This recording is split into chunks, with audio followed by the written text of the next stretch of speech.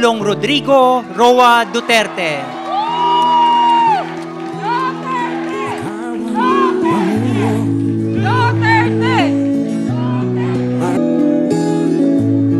Tayo na, Pilipinas, tayo na magbago. Duterte, para sa tunay na May we request everyone to please settle down?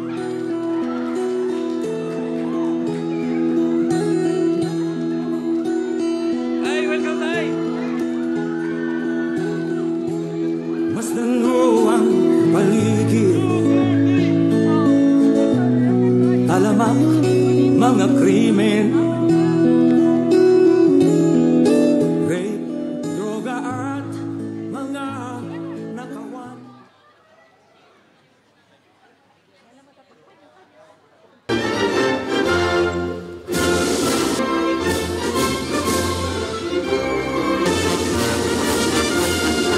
Pambungad na pananalita.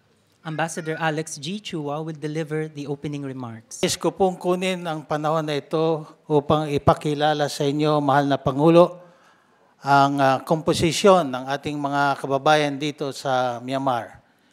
Karamihan po sa kanila ay mga profesional, ay makakatulong ng malaki sa ating mamamayan. Mayor Rodrigo Roa Duterte.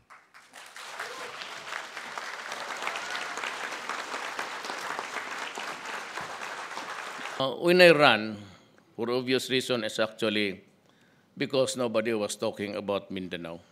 And I was really worried na pag hindi ito na-address, nobody's doing anything about puro lang infrastructure, gano'n, blah, blah, blah, blah, blah, blah. The usual, nako, sabi ko, patay ito.